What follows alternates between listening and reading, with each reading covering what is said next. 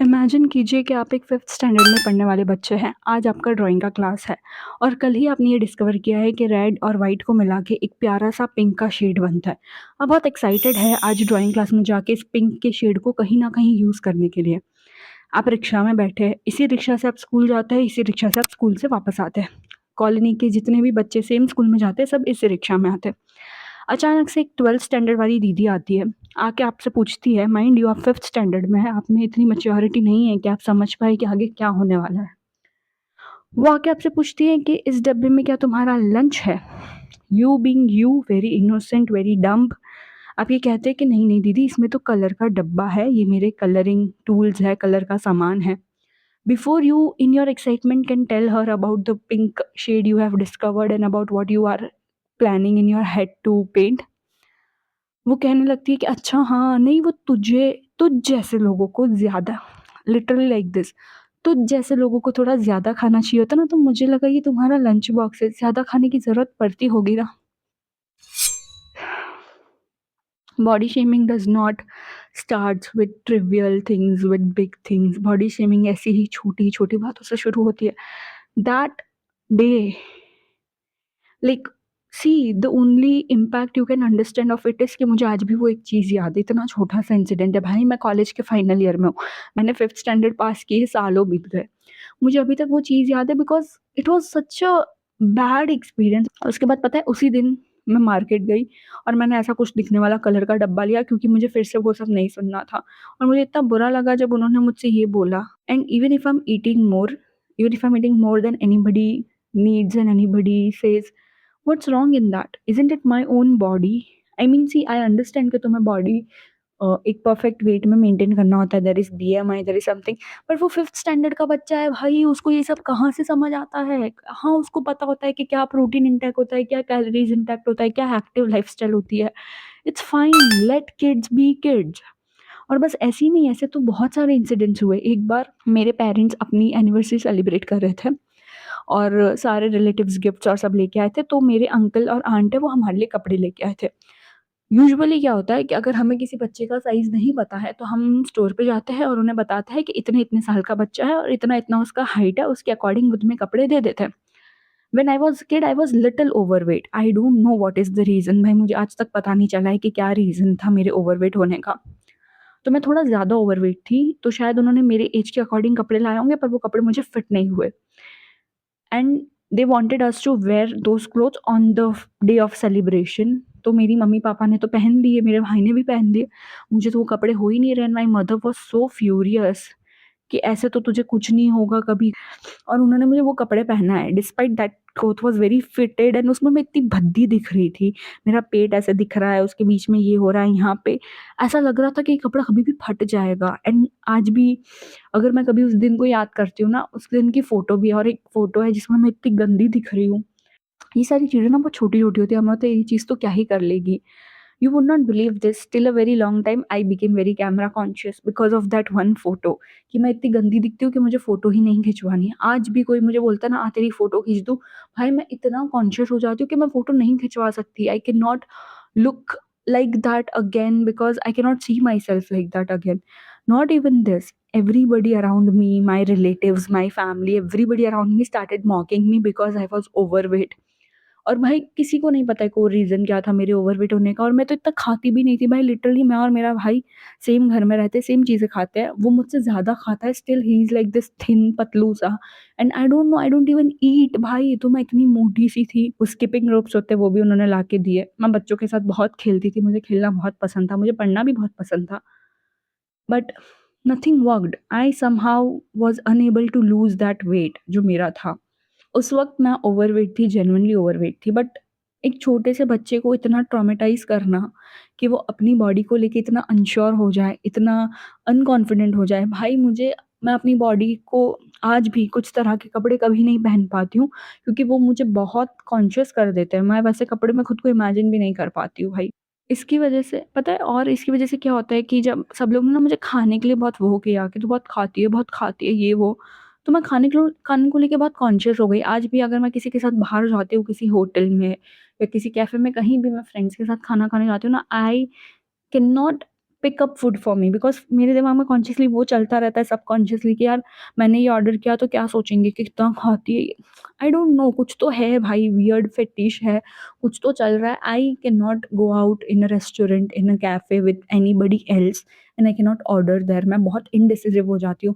I always leave it to other people कि भाई तुम ही ऑर्डर कर लो मेरे लिए, मुझे नहीं कुछ ऑर्डर करना है। मैं तो अपना प्रेफ़रेंस भी नहीं बताती हूँ, क्योंकि है कुछ तो सीन हो रखा है इसका।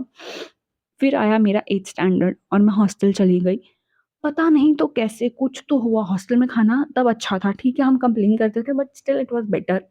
आई हैड फ्रेंड्स, तो हम लोग खा के रोज़ चलने जाते थे। एक बहुत एक्टिव लाइफ़स्टाइल थी मेरी, टाइम टू टाइम सब होता था। जैसे ही मैं 8th स्टैंडर्ड में हॉस्टल में गई, मेरा वज़न नॉर्मल हो गया। मतलब जो मैं ओवरवेट थी उससे मैं नॉर्मल हो गई। जैसे उस वक़्त मेरी ऐज के जो बच्चे थे जो मेरे आस-पास थे, उनका जो वेट था मेरा भी वेट उसी कैटेगरी में था और मेरी हाइट काफ़ी अच्छी थी, तो तब मेरा वेट दिखना भी एकदम कम हो गया।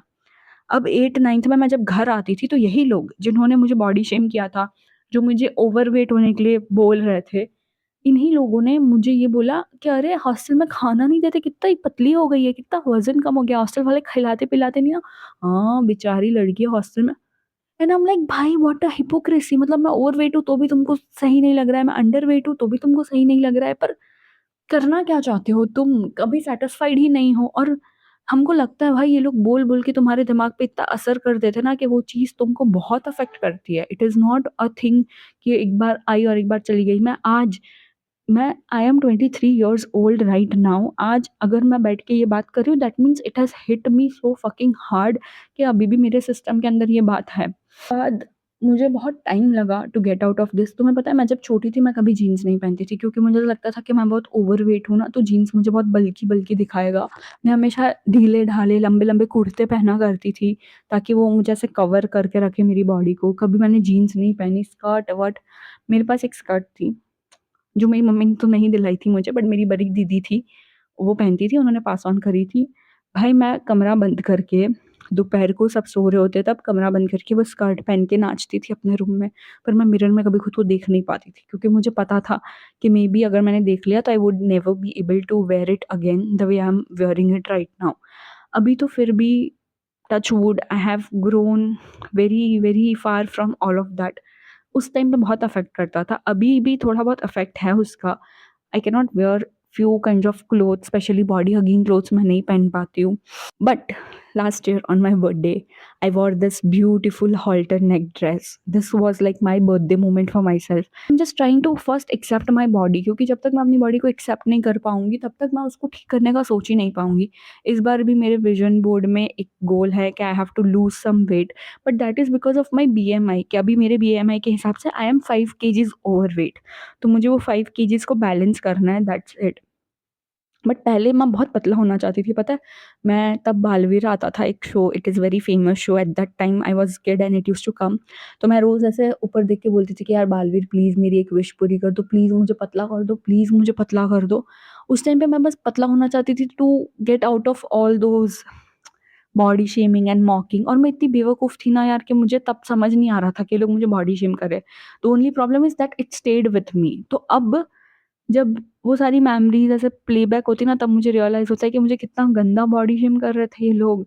मुझे इन्होंने मतलब ठीक है, फिर भी मुझे इतना नहीं समझ आया, इसलिए शायद बहुत सारी चीज़ें आज भी मैंने नोटिस नहीं की, या फिर जो चीज़ें मैं भूल गई हूँ मुझे याद नहीं है। तो everybody who is out there जो एक तो दूसरों को बॉडी शेम कर रहे हैं, भाई इससे बुरी चीज़ तुम कुछ नहीं कर सकते।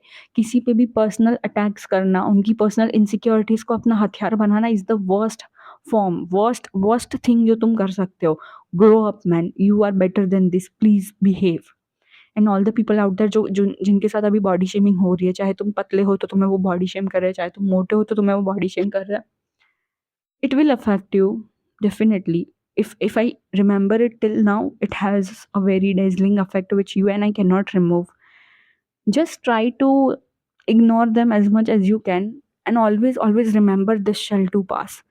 These people are never satisfied with anything. तुम पतले हो तो तुम मोटे होंगे तब भी ये तुम्हें बॉडी शेम करेंगे, तुम मोटे हो तो तुम पतले हो जाओगे तब भी ये तुम्हें बॉडी शेम करेंगे, क्योंकि मेरे साथ ये हो चुका है। I have been there as a elder sister. Today I am telling you, अगर तुम्हें अपनी बॉडी वेट के रिलेटेड कुछ भी करना है, just do it for the medical causes, कि भाई तुम्हारा बीएमआई ठीक नहीं है, तुम बीएमआई में अंडर वेट हो, ओवर वेट हो, तो अपने आप का अपना वेट मेंटेन करने की कोशिश करो। Do not try to do anything because this people, they don't deserve anything, they don't even deserve your attention. ये कुछ भी करेंगे। You would not believe this, जब मैं छोटी थी तब आई डोंट नो अभी ऐसा कुछ चल रहा है कि नहीं, तब एक कैप्रीज़ आती थी ऐसी, यहाँ पे ये होता था और फिर यहाँ पे ऐसे यू करके गैप था और फिर यहाँ पे ऐसे 2 धागे होते थे, उनको ऐसे बाँध के बो बनाना होता था।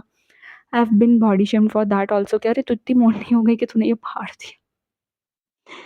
मतलब सोच रहे हो, वो 12th में बच्ची थी, मैं 5th स्टैंडर्ड में थी, मुझ में समझ नहीं थी, उसमें तो समझ होनी चाहिए थी। और वो क्लियरली मेरा मज़ाक उड़ा रहे थे और उन्होंने मुझे बहुत बुरी बुरी तरह से परेशान किया है।